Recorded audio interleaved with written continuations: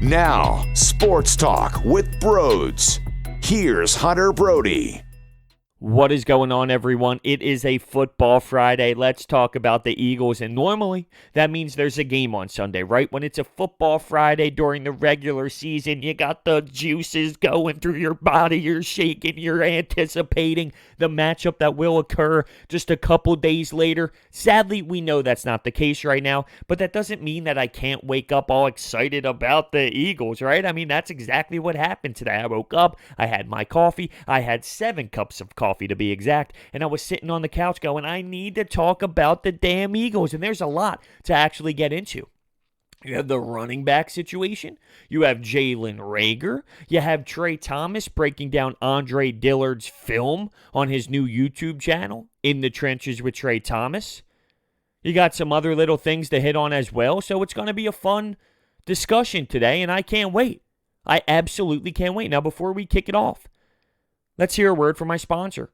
This episode of Sports Talk with Broads is sponsored by Orbit Energy and Power. They set the standard for clean energy. Whether you are looking to add solar to your home or company, Orbit works directly with you to ensure that you are getting the best deal. That's not all. They also provide water purification systems, backup energy services, battery storage, and more. So visit them online at orbitenergy.us or give them a call at 800-836-3987. Let's start off with the running back position because I think that is the hottest topic of town right now, if you will. And Carlos Hyde will not be spending this season in the Eagles uniform. Disappointing? Sure it is, but it's not make or break. I actually had this discussion about a month ago or so when it came to Miles Sanders, and it was about the time when Christian McCaffrey signed the big deal. And I was talking about how if Miles Sanders eventually does get to McCaffrey's level, which is a reach, don't get me wrong, but I don't know if I would pay him that type of contract because the running back position is not valued the same. You can find running backs all over the place. So I'm not that concerned with this position. So is it disappointing they didn't get Carlos Hyde? Yeah, I think he would have fit well. I think for their style of backs that they already have with Miles Sanders and Boston Scott, it would have been a good fit.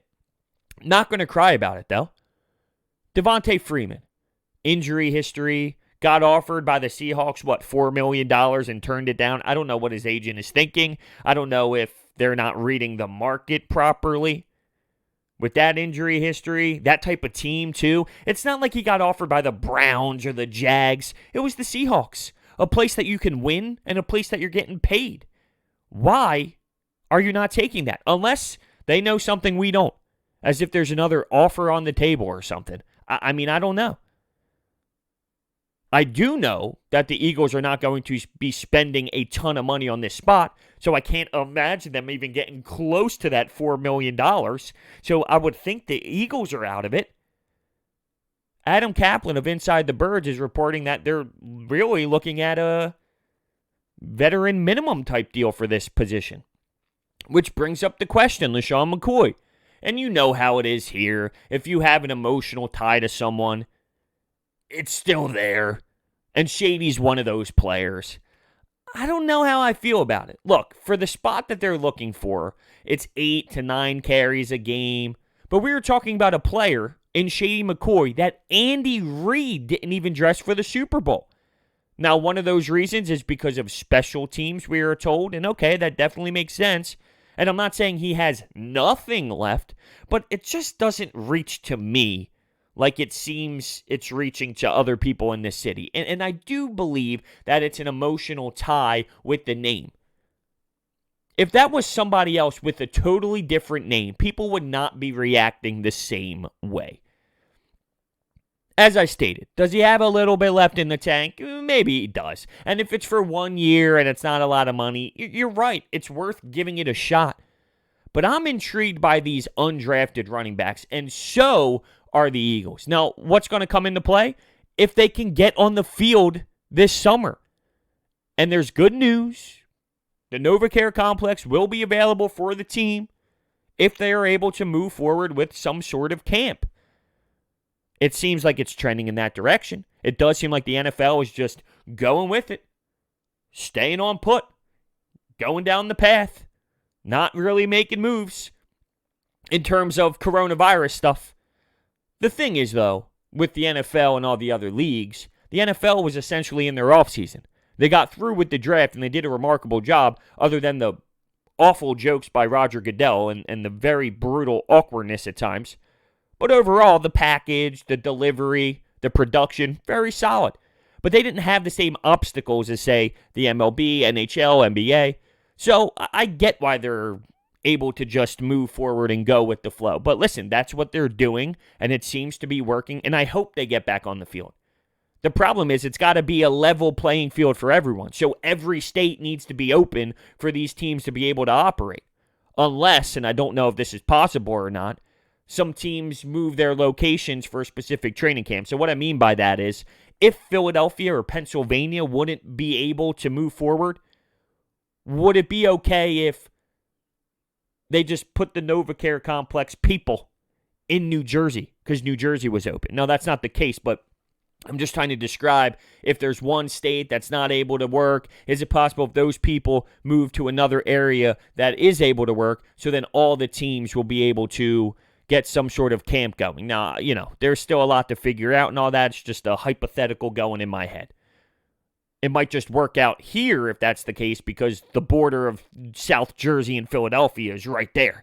There's plenty of locations where that might not be the case. But anyway, I digress. I don't want to get too much into that. I want to look at these undrafted players, though. Holyfield, Warren. I think there's some running backs that are totally going to be able to make some noise and catch the attention of the coaches.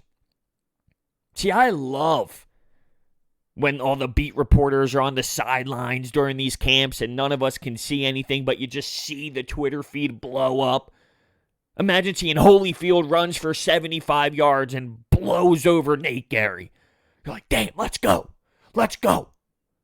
This was a hot discussion that Mike Gill and I had on 97.3 ESPN a couple weeks ago. We love that. And we think that there's value in those camps. And there's a lot of people going, who the hell cares? You're right. It doesn't care for Fletcher Cox. It doesn't care for Brandon Graham. Like, it doesn't matter for some of these players that are experienced veterans that are just going through the motions. And it's that time of year to get their body back in shape and to train their body to feel football again.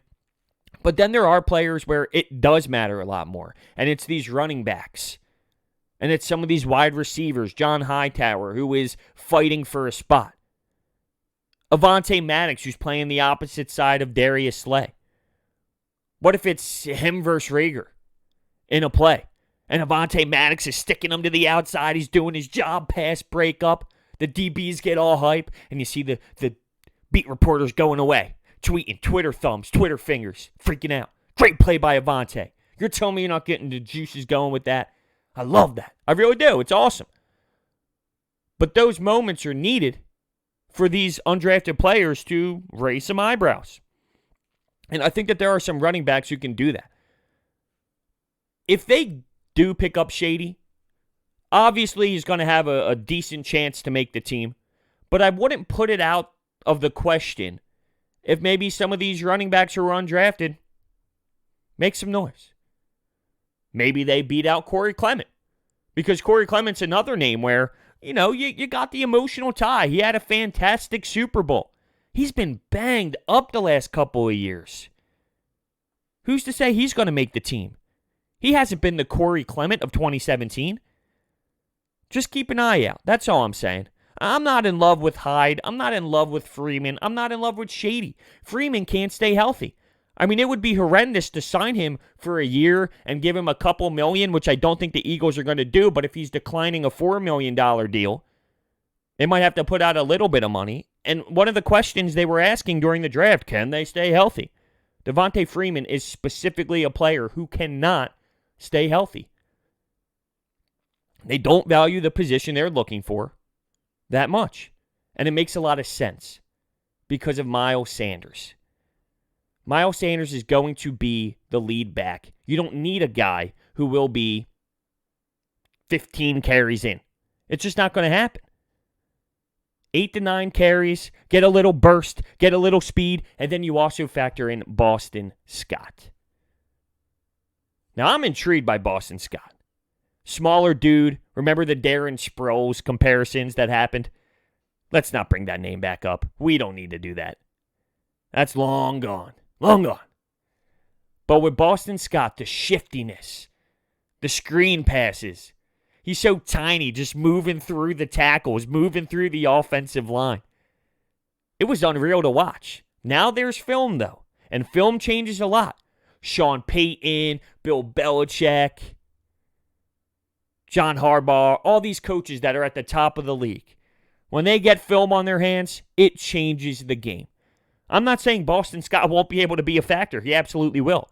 But the way Doug Peterson utilized him, now that's on tape. Now you can see it. And you had a whole offseason to study. I think, deep down, that there's going to be someone to sneak in there and be the dude. Who was it the other year? Man, he went to the Jets. Josh Adams? We were screaming for Josh Adams to get the ball. Get the ball. Give it to him. Let the big man run. There's always going to be someone to pop up. So I'm just not that fascinated with paying Freeman. I'm not that fascinated with Shady. He's another one with an injury history as well. I didn't even bring that up with him just being beat down. I just said he doesn't really have much left in the tank. He's also banged up a lot. We know running backs. Look at his age. The correlation's just not there. I'm kind of rooting for someone to step up. Here's the one thing that everyone's afraid of. What if Miles Sanders goes down? Who would be the guy? If you have Hyde, he could be the guy. If you have Freeman, he could be the guy. I don't think it could be Shady. I'm not going to lie to you. And it's not going to be Boston Scott. So if you don't get a player like that, that veteran running back, who will it be? And that's a fair question. You know, I can't sit here and tell you what's going to be Warren or Holyfield or any of those undrafted players either. I don't know what they would do.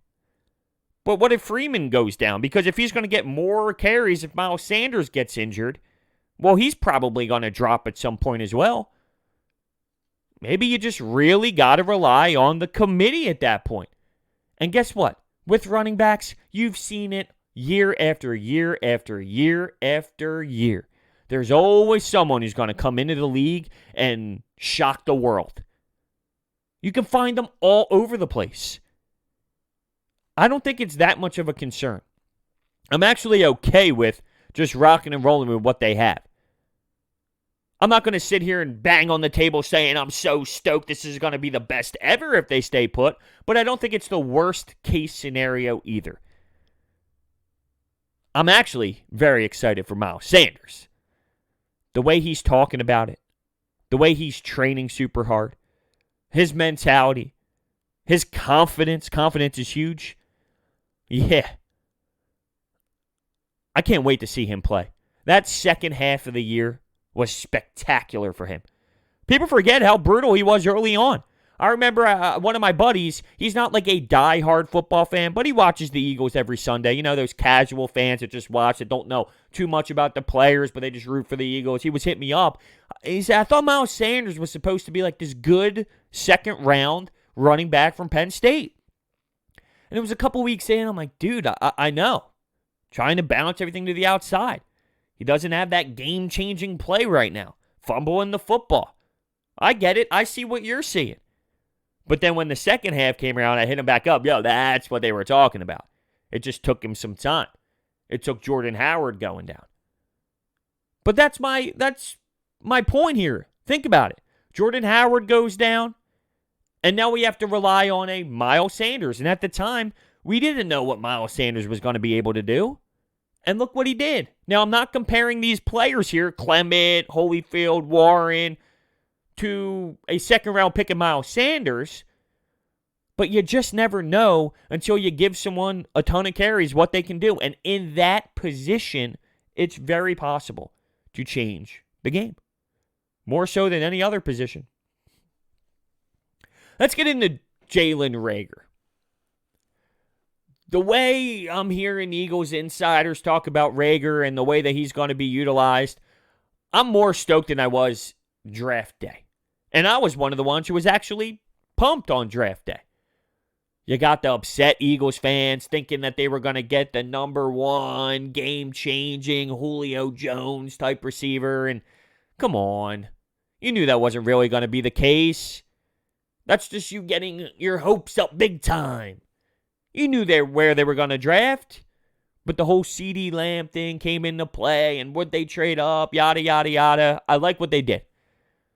And the versatility of this kid is going to be great.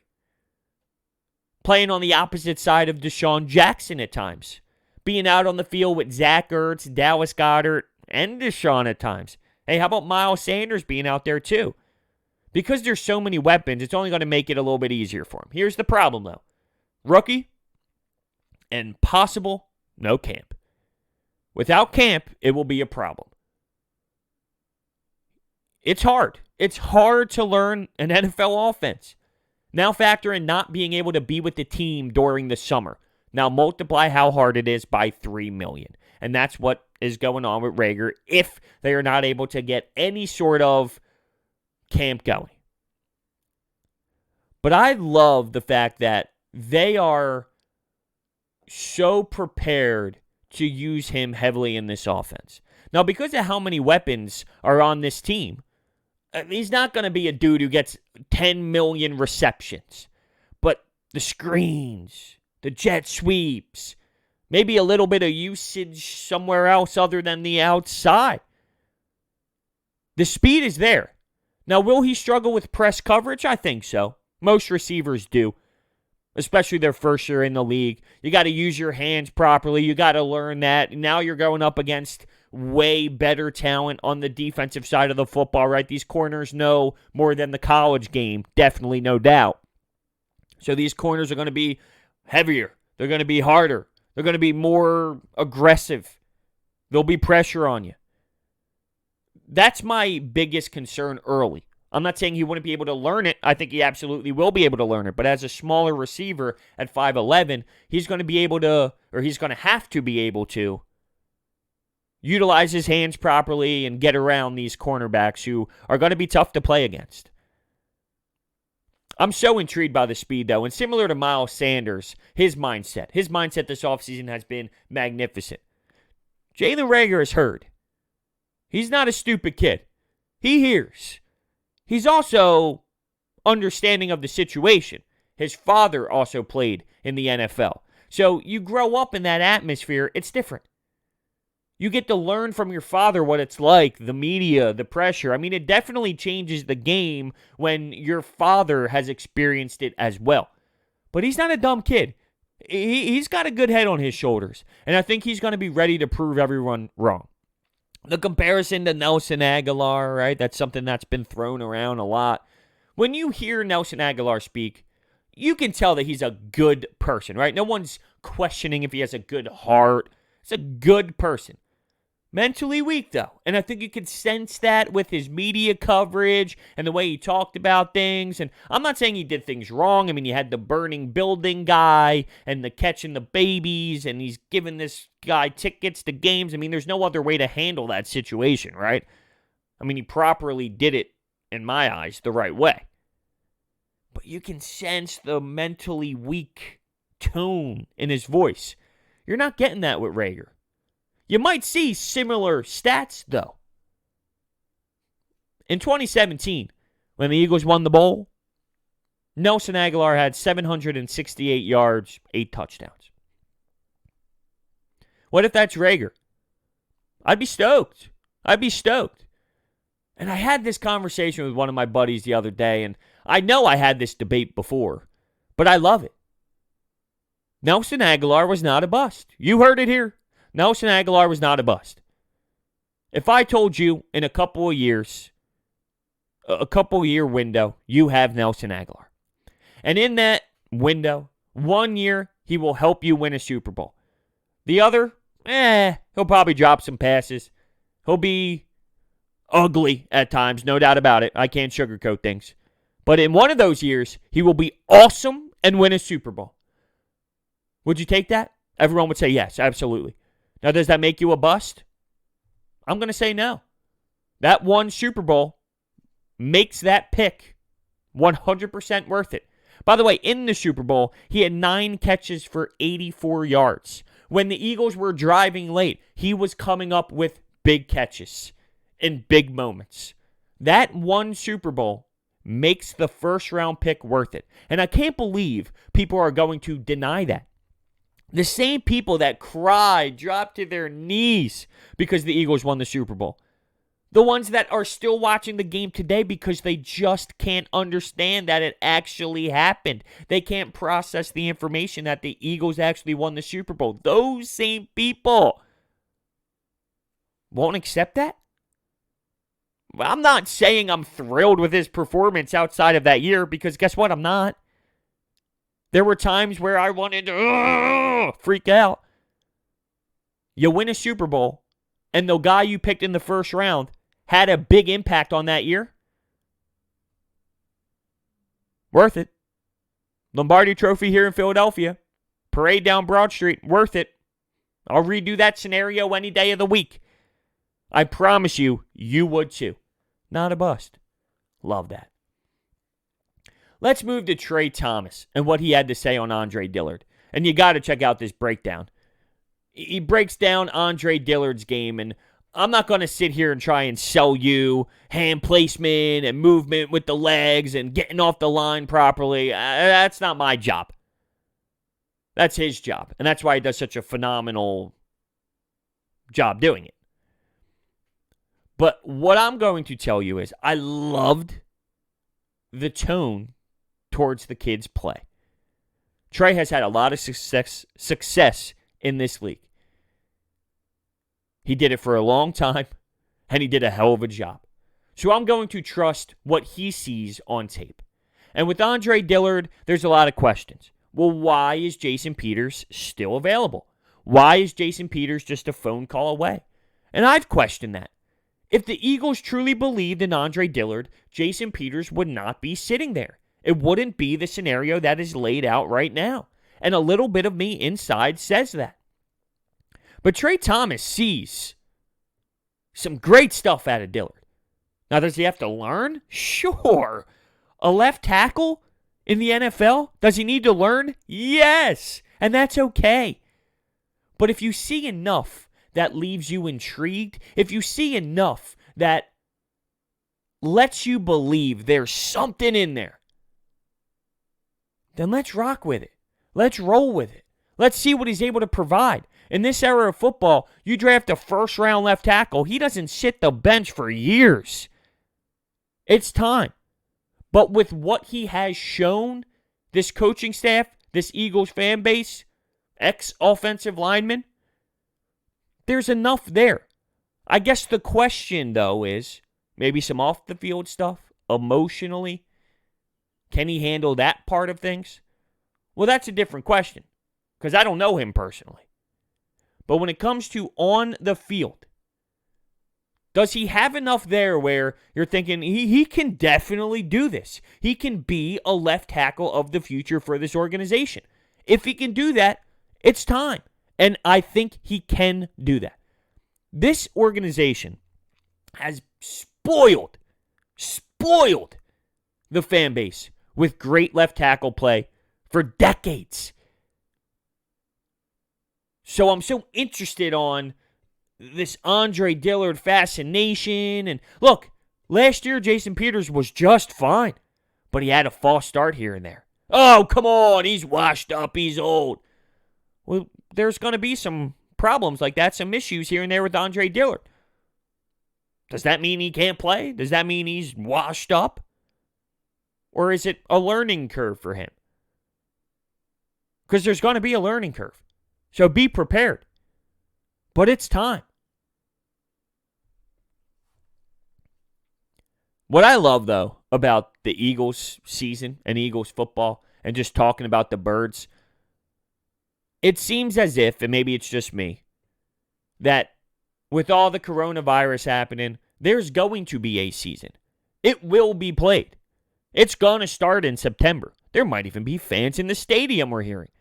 But the reason I bring this up is you can talk about this knowing it's going to happen. When I talk hoops right now and baseball right now, yeah, I still enjoy it. Yeah, there's still plenty of conversation, but it's left up in the air. We just don't know. Which way is the NBA going to go? Are they going to have a round robin? Is it going to be best of 7? Is baseball ever going to get back on the field? We just don't know. But with football, it seems like we just know that it will be played. And that's the exciting part. We will end on this. Dave Zingaro had a mailbag. And one of the questions was, who's going to be the first player to lose the starting job? And he responded with Avonte Maddox is the first one that came to his mind, or Jalen Mills, which I think are two very good responses. Avonte Maddox is playing on the opposite side of Darius Slay. We don't know what to expect from the outside. He's shorter, he's smaller, but he can compete, but he's a shorter guy. My problem with that is, does that mean Sidney Jones is going to be out there then? Or Rasul Douglas? I just don't like the alternatives. So I hope that's not the right answer. Jalen Mills, okay, I can see it. Because if he doesn't succeed, Will Parks will be able to play. And that makes me feel better than a Sidney Jones or Rasul Douglas on the outside. So I can live with that. But two that came to my mind was, the first one, believe it or not, after what I just said, was Andre Dillard. What if things do not work out? Now, I don't believe that will be the case, but I just know they have Jason Peters there. I mean, there is something happening, or else that scenario would not be the way it is. So I thought Andre Dillard. And then I threw out there possibly a linebacker. Nate Gerry, Jatavis Brown. You drafted some linebackers in the draft this year, although I don't think either of them are going to be ready. Duke Riley is a name. Maybe it's a linebacker because no one really has that under control. It seems, which is the scary thing, that the person with the most control is Nate Gerry, and that is scary as hell, but that is reality. So that's why I think maybe it's a linebacker, just because everyone seems to be on a short leash there for right now. But I thought that was a really good question.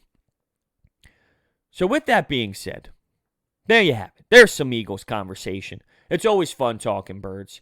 And one more time, just so you know, this episode of Sports Talk with Broads is sponsored by Orbit Energy and Power. They set the standard for clean energy. Whether you are looking to add solar to your home or company, Orbit works directly with you to ensure you are getting the best deal. That's not all. Orbit also provides water purification systems, backup energy services, battery storage, and more. So visit them online at orbitenergy.us or give them a call at 800-836-3987.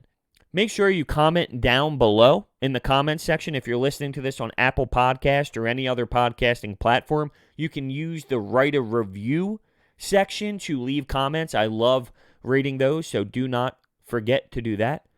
Thank you so much, and I will see you next time.